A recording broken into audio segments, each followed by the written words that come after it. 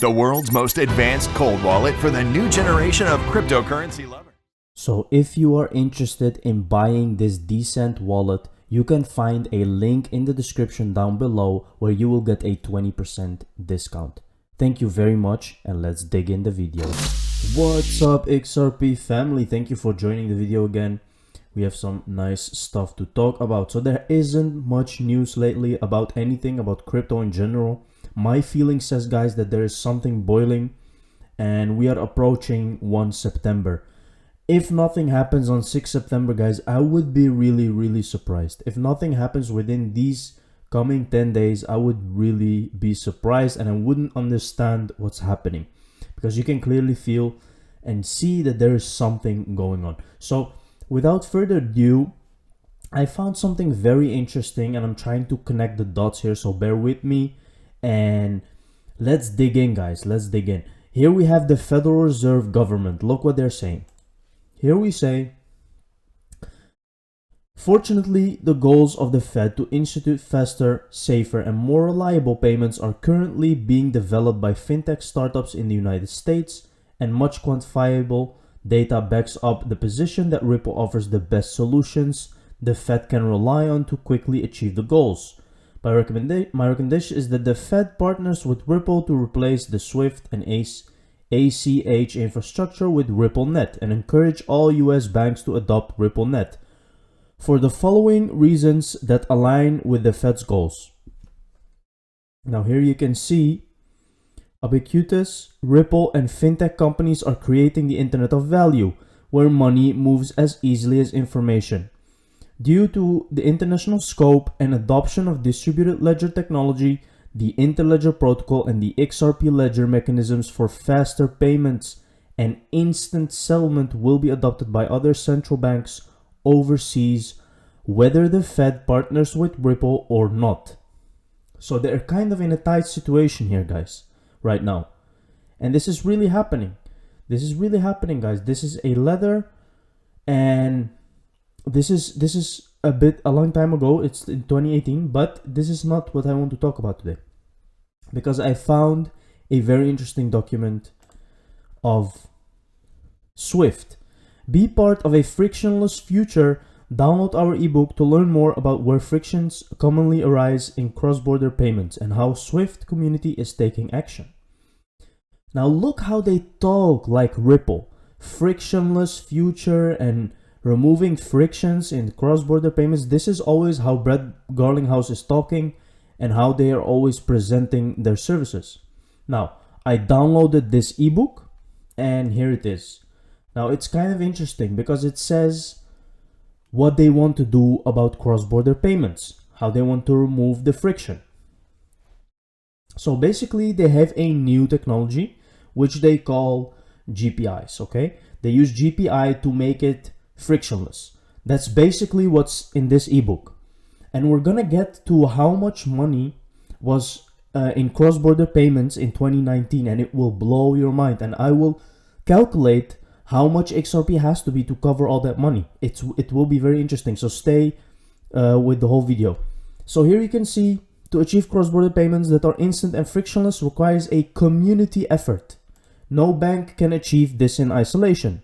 So they already admit that SWIFT alone cannot do this because it's hard.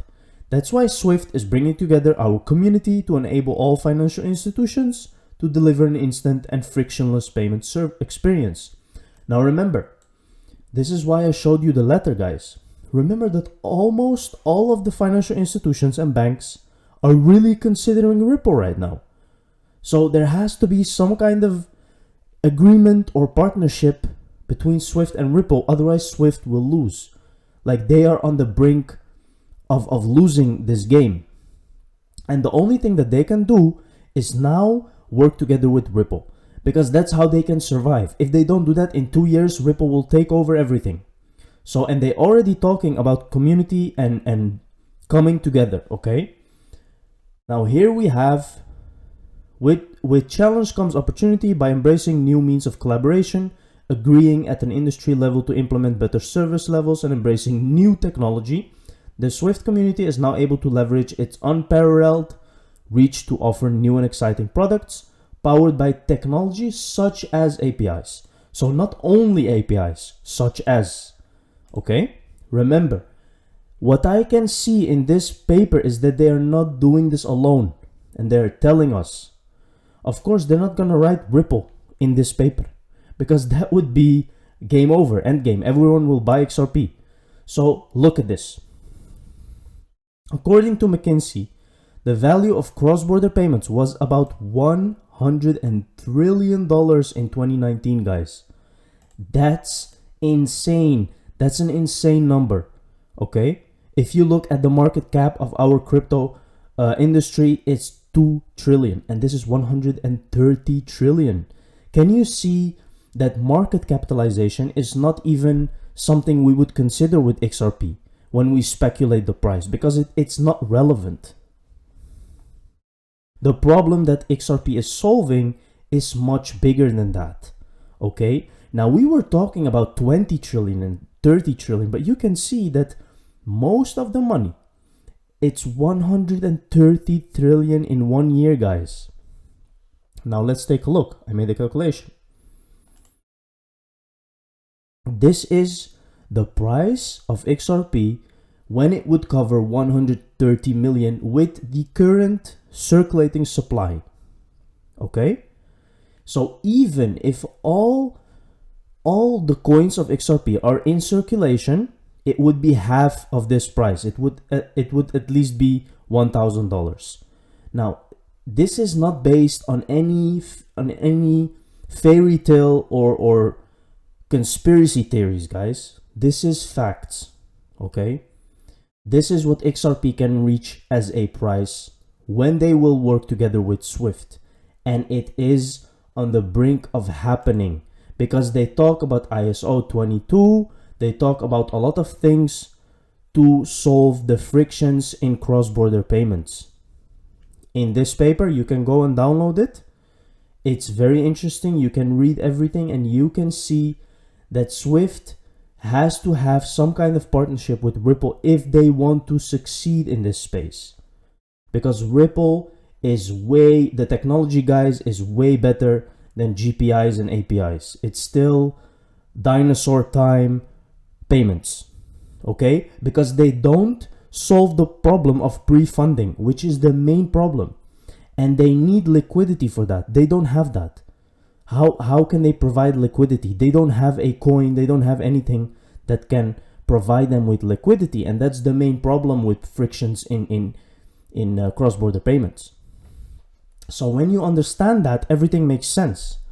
Because they're talking about a new strategy. They're talking about how they can remove the frictions in cross-border payments with new technologies. So it all makes sense if they partner up with Ripple, which maybe they already did, but they're not telling us. Here you can see on their website. Here you can see how they talk. Again, our vision is powerful, instant, and frictionless. Through richer, smarter data, we will eliminate frictions, remove the need for repeating processing, and fully harness the benefits of automation. Here you can see we will provide rich data services enabled by ISO 222 to help our users innovate and grow. Now you can go to Google, guys, type in this one, and you will see that Ripple is one of the main companies that is being used for ISO 222. They are a member, and Moja Loop, a partner of Ripple, won the hackathon for being the best of them regarding this. So again, it is all in front of our eyes, guys. You just have to see it and understand it, because it's very easy. Now people are losing hope because we're going a little bit down, but that's nothing, guys. It's just a small correction and nothing is going on. Ripple is gonna go up. So that aside, let's take a look. Mr. Will tweets, Bitcoin recently saw its highest level of BTC exchange inflow since Black Friday, March 2020. Big players are now getting ready to dump their bags after having lured in retail. Now this is very much possible, guys. If a crash would happen right now, I would not be surprised. If I look at the Bitcoin chart, it doesn't look good. And that's Bitcoin. XRP looks different. In some way, they always look the same. But when I look at XRP chart, it's very different. When I look at Bitcoin chart, it's not looking good, guys. There may be a crash coming in and it will hit everything. That's the whole thing with Bitcoin. It still has the largest market cap, so most of the coins will go down. But I think that this year it will be the switch moment where Bitcoin will not remain the first one. So it will not rely only on Bitcoin. And that is what has to happen so we can finally be free of the Bitcoin dependence. So here we have James Rule XRP actually says, Lord help us, because there is some major storms and happening or gonna happen, which is really showing us, guys, that there is something coming and something crazy is gonna happen very, very soon. A black swan event is on the horizon, because here we have Mr. Pool, September 10th, simultaneously false flag black swan event. Let's take a look. Police cars, sirens, America. Very, very interesting, guys. Let's see what will happen. They are talking about bring XRP price to 97 cents, and also they are ready for 25. In a couple of weeks, this is your last chance to buy. Now, price may go a bit lower, but we don't know, guys, what's really going to happen. This may be the last chance that XRP is this low. This is significant evidence in SEC versus Ripple, and even more significant evidence in XRP holders versus SEC. Crypto Counselor does a great job summarizing irrelevant statements and admissions contained in the video shared. Read the thread. Some additional thoughts. So this is Johnny Deaton, guys. He's commenting on a video of crypto. Let's take a look what he's saying. Amy Starr is likely one of the fact witnesses from the SEC that Ripple elected to depose in addition to William Hinman. Her name was brought up in the Hinman deposition, see pic. In the Consensus 2019 video, Amy states, we have people that really understand the technology. Look at that.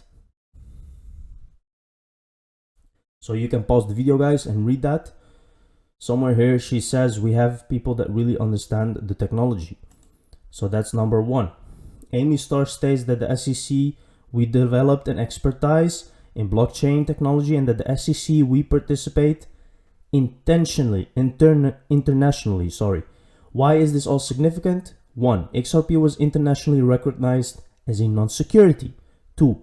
The SEC was an expert and understood blockchain technology so well, yet it chose to not bring a case against Ripple for 7.5 years, even though it aggressively pursued others between 2017 and 19. This makes the decision to file the case on Clayton's last day even more arbitrary, capricious, and suspicious. The other huge piece of evidence are the statements by Coinbase General Counsel of Business Lines and Markets, Dorothy DeWitt. She made this 3 months after Coinbase listed XRP. Most significant is that we know Coinbase met with the SEC in early 2019 to specifically discuss Coinbase's decision to list XRP. It is very likely that Coinbase met with Amy Starr, who was a senior person in the division with oversight of novel securities and later joined the FinHub unit at the SEC. Bottom line, Amy Starr worked for Hinman in the division of corporate finance. She apparently set up the Hinman meeting with Joe Lubin, co-founder of Ethereum and founder of Consensus. Dorothy DeWitt, a general counsel at Coinbase, stated that Coinbase worked closely with the SEC and that Coinbase would analyze each token by one to make sure they're not securities before listing them. So you can clearly see, guys, what's going on. This is an amazing tweet by Johnny Deaton. You can really understand the situation and what's going on. She said Coinbase implemented a robust analysis as possible, which included a Howey test analysis, and that Coinbase felt very confident in its robust analysis. She said each token listing must be defensible before listing in the US. She made sure to point out that Coinbase rejected tokens because they failed this robust Howey securities analysis. Even more significant, she stated that Coinbase considered the SEC's framework and found it helpful when developing Coinbase's own framework in determining whether the token is a security. She stated Coinbase's framework did something the SEC's framework didn't do. She stated that Coinbase framework has weighings assigned to each individual factor. Now you can see where this is heading, guys. I will continue to read this because it's very, very important. She stated that both the SEC's framework and the Coinbase framework reinforced Hinman's view that a token can start out as a security but later not be. Bottom line, at this meeting about XRP, the SEC did not disagree with the Coinbase analysis, which partly relies on the SEC's analysis that XRP is not a security. Ladies and gentlemen, in the United States, there is no bigger market participant than Coinbase. Isn't it ironic that a huge piece of evidence that Ripple will rely on to establish its fair notice defense, that market participants reasonably believe that XRP is not a security, comes from a market participant that delisted XRP? Remember, the fair notice defense is an objective analysis. What did market participants believe? This is even more critical evidence for XRP holders. If XRP holders get a chance to be heard in this case, this is some of the evidence I will be presenting on behalf of XRP holders to show that regardless of whether XRP was a security in 2013-2017, it's insane to say today's token itself is a security.